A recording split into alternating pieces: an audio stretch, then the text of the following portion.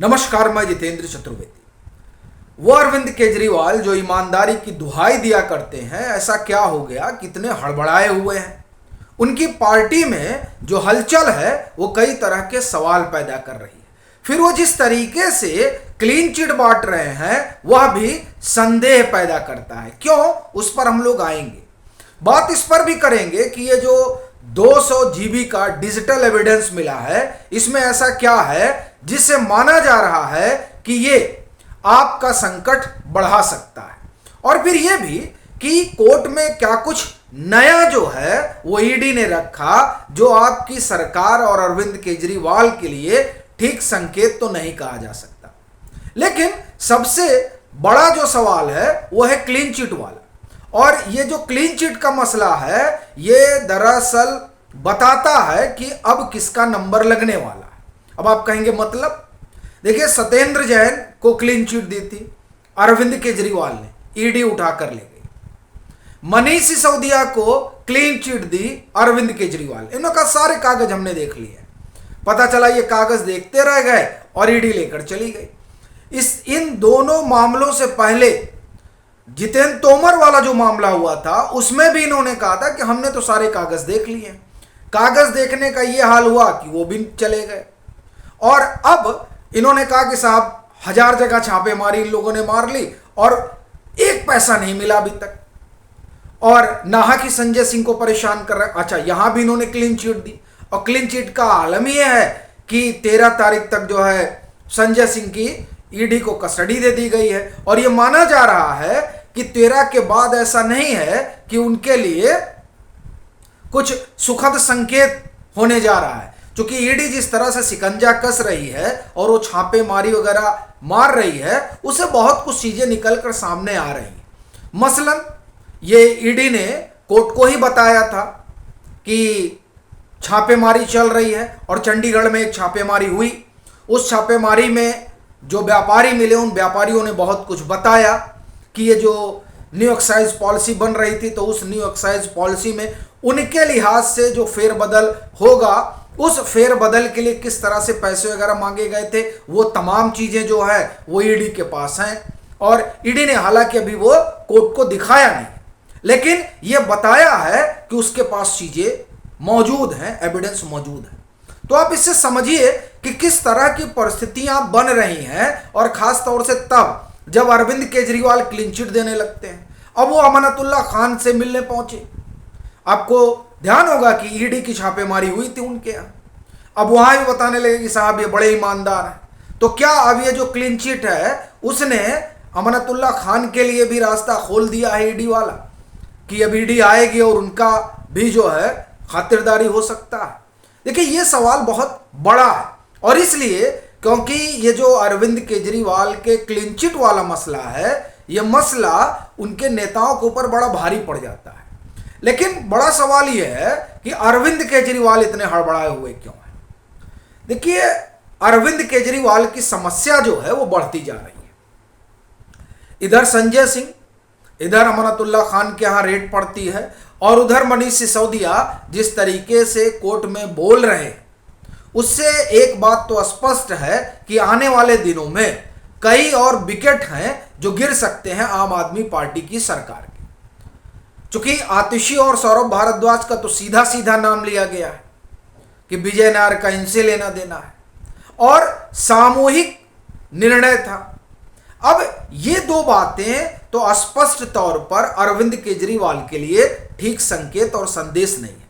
और इधर ये जो 200 जीबी का डिजिटल एविडेंस ईडी को मिला है, वो आप एक तरह से कहें कि ठीक खबर नहीं कही जा सकती, ना अरविंद केजरीवाल के लिहाज से, ना आम आदमी पार्टी के लिहाज से, ना संजय सिंह के लिहाज से। क्यों?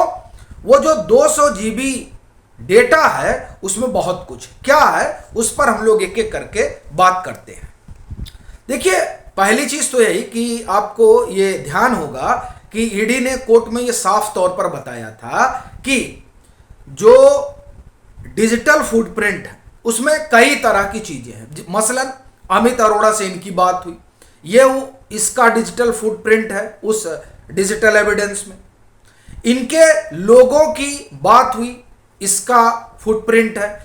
इनकी उन लोगों से बात हुई जो न्यू एक्साइज पॉलिसी जब आकार ले रही थी, तो उस दरमियान वो चाहे साउथ ग्रुप के लोग रहे हों, चाहे नॉर्थ ग्रुप के लोग रहे हों, उन तमाम लोगों से जिनका शराब जो यहाँ न्यू एक्साइज पॉलिसी बन रही थी उससे किसी तरीके का सरोकार था, उन सब से ये संपर्क में थे। यानी जो भूमिका रही वो संजय सिंह की भी कम नहीं थी।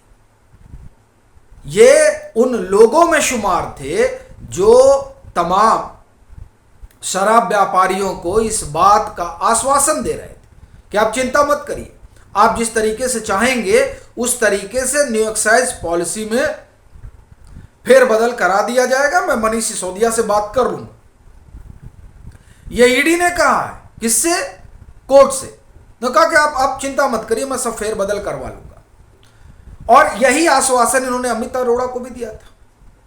और फिर अमित अरोड़ा ने इनको इसके एवज में यह कहा था कि ठीक है, आप हमारा काम करा दीजिए, हम आपको अपनी कंपनी में स्टेक दे देंगे।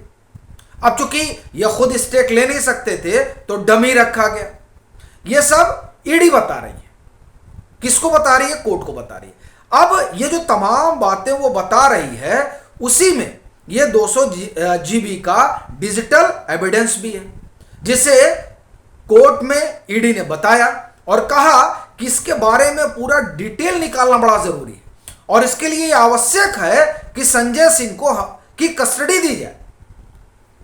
अब वो जो डिजिटल एविडेंस है, उस डिजिटल एविडेंस में पूरा इनका जो तमाम इनके डिजिटल डिवाइस है उनका डाटा है उसमें, और उस डाटे में वो तमाम चीजें हैं जो सवाल इनसे पूछे जा रहे हैं और जिसका जवाब ये नहीं दे रहे हैं। पैसे का लेन देन, तमाम व्यापारियों से बातचीत, और फिर वो जो लोकेशन है कि उस पर्टिकुलर टाइम पीरियड में जब पैसा दिया जा रहा था तो कौन कहाँ था, और फिर कैसे किसने फोन करके कंफर्म किया, हाँ हाँ हमको मिल गया, हाँ हाँ डिलीवरी हो गई। ये तमाम चीजें जो हैं वो उस 200 GB डिजिटल एविडेंस में दर्ज है। और बड़ी चीज ये है कि ईडी ये कह रही है कि उसके पास इस बात के पुख्ता सबूत हैं कि न्यू एक्साइज पॉलिसी में फेरबदल करने के लिए, यानी व्यापारियों के मन मुताबिक क्लॉज जोड़ने के लिए, उसमें बदलाव करने के लिए घूस मांगा गया। और देखिए ये बात तो अगर आपको ध्यान हो तो सुप्रीम कोर्ट में जब आर्ग्यूमेंट चल रहा था मनीष सिसोदिया वाले मसले में, तो ये बात साफ तौर पर रेखांकित किसी एजेंसियों ने कि जो रवि धवन कमेटी की रिपोर्ट रही, उस रिपोर्ट से खुश नहीं थे। कौन? आपकी सरकार के लोग। और फिर वहां पर तमाम चीजें मैनिपुलेट की गई, जिसमें पब्लिक ओपिनियन भी है। और पब्लिक ओपिनियन को मैनिपुलेट करने के लिए किस तरह से दिल्ली माइनॉरिटी कमीशन के जो चेयरमैन है उन्होंने पूरा ताना बाना रचा और वो जो पब्लिक ओपिनियन है उसे मैनिपुलेट किया गया। यानी पब्लिक ओपिनियन मैन्युफैक्चर्ड की गई और जो लीगल ओपिनियन थी उसको नहीं माना गया। तो ये जो तमाम चीजें हैं वो सारी की सारी इस ओर इशारा करती हैं कि किस तरीके से ये पूरा मामला आगे बढ़ा है। और यही कारण है कि ये जो जांच पड़ताल चल रही है, इस जांच पड़ताल ने आम आदमी पार्टी के दिग्गजों की सांस बढ़ा दी है।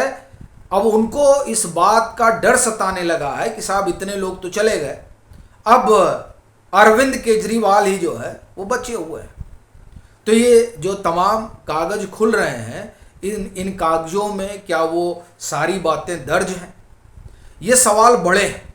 और यही वजह है कि अरविंद केजरीवाल प्रधानमंत्री को चैलेंज कर रहे हैं और कह रहे हैं कि एक भी सबूत निकाल के दिखा दें। वह सबूत सब दिखा रहे हैं। लेकिन बड़ी चीज ये है कि ये जो जांच चल रही है वो जांच आपकी सरकार और आम आदमी पार्टी के लिए खतरे की घंटी है। आपकी अपनी क्या राय है जरूर साझा करें। मतांतर से नहीं जुड़े हैं तो जुड़े, वीडियो को लाइक करें और खूब शेयर करें।